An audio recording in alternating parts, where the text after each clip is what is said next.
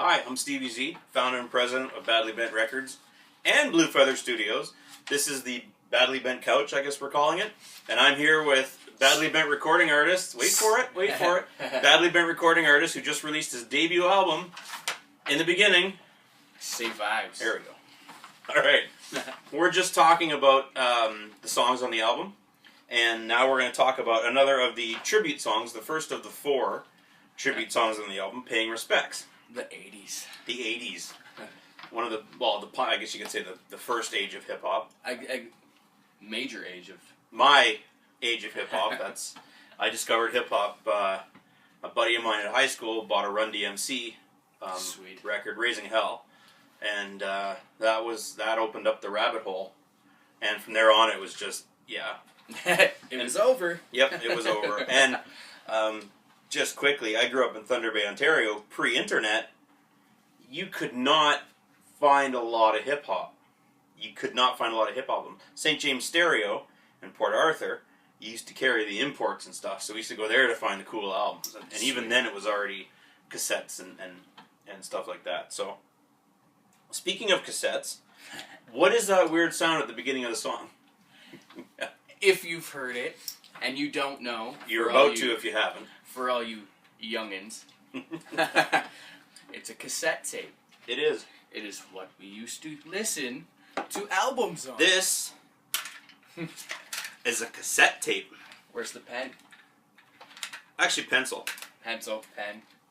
I do have a pencil over there, but I'm not walking back again. This is what we used to have to listen on musics on. Musics? There was no such thing as shuffle. Skip.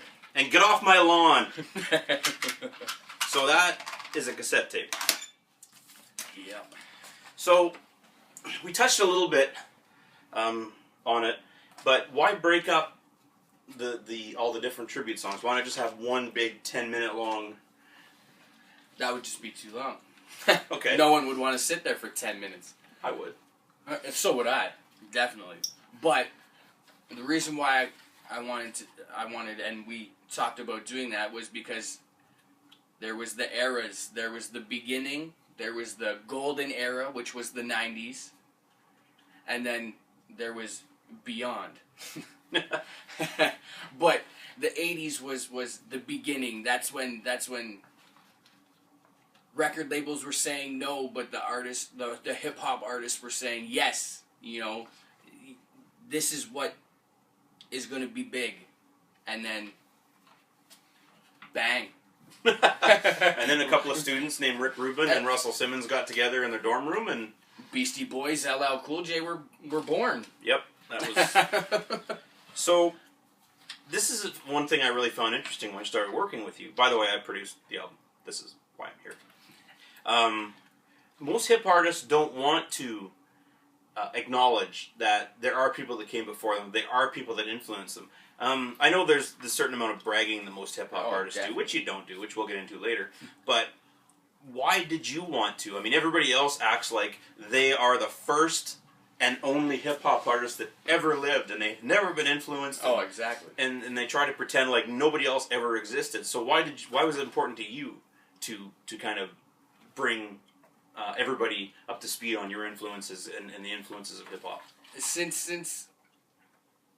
Honestly, since 2005, I've been listening to the music, and it's just gone downhill. Lack of a better term. But it went from, say, like this, the 80s, the 90s, where it was, okay, we know where we came from.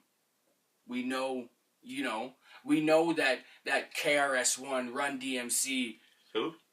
KRS-One. Never heard of him. Exactly. Run-D.M.C., Sugar Hill Gang. We know those guys came before us, so now we want to keep that going. We want to keep the history going. We want to keep the culture alive. We want to make this music, but we're still going to remember. And then since 2005, yeah, they may say, oh, yeah, Ice-T. Who? He's the guy on the reality TV show, right? Exactly. Cypress Hill, yeah, we know them, but guess what? We're better than them. Well, how can you say you're better than them? Good point. And for these kids that want to get into it, do your history. One of the most valuable lessons my dad ever taught me, actually, and my dad was the one who really influenced me musically, was he said, if you really like somebody, find out who influenced them, and then just work backwards. And I have found most of the most amazing music in my life by just following the people I love backwards. And that's what I did. That's what I did. I liked a few, and find out what they like. And it eventually takes you back to Sugar Hill Gang. Sugar Hill Gang, Blondie. Run-D.M.C. Run-D.M.C. Grandmaster Cooler. Flash. Well, you know what? We're not going to name any more names. Just listen to the damn song. Exactly. One more question. Each of the paying tribute songs has a definite sound to it, and this one very 80s sounding. It sounds like it came off a cassette tape. And we talked about it a little bit at other times, but it was very important to you, I know, when we were recording it, to not just list a bunch of people and facts about them, but actually try to replicate something that sounds like it came out of that era. Yeah. And I think this one really, really has that 80s feel, which is why I couldn't really resist adding the cassette tape to the beginning. Definitely. And that was fun to record, actually. Dig out my cassette tapes. And after how many years? I actually have a stack over there. We may be issuing an EP on cassette, so maybe. First, I've got to find a batch of them. It'll be a very limited run, and it'll be the paying tribute style songs, and then maybe some instrumentals, and maybe a couple original tracks that are only available on cassette. That's right. So, anyways, here is Paying Respects from Same Vybz.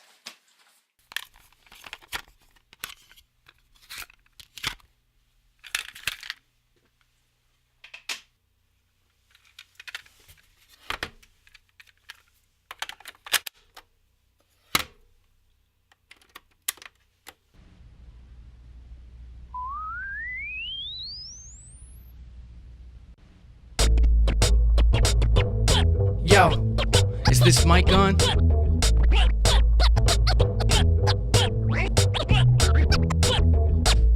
Remember back in the day, y'all was going back to Cali. Mama said knock you out and you was jingling, baby.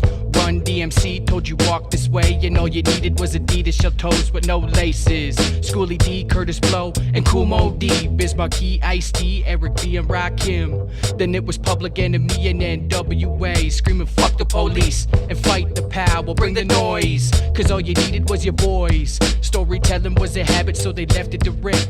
Dougie headed fresh with the beatbox sick. Remember Big Daddy Kane and everybody that was there. Remember Sugar Hill Gang, Grandmaster Flash, KRS-One and the BDP, Gangstar, Beastie Boys, and DJ Red Alert. MC Light, Queen Latifah had the women on top. Cause if it wasn't for them, there wouldn't be no us. So to the legends of this game, I'm just paying my respect. Cause your music had a message and the message had a meaning. Yo, your music still lives on. I will always remember you.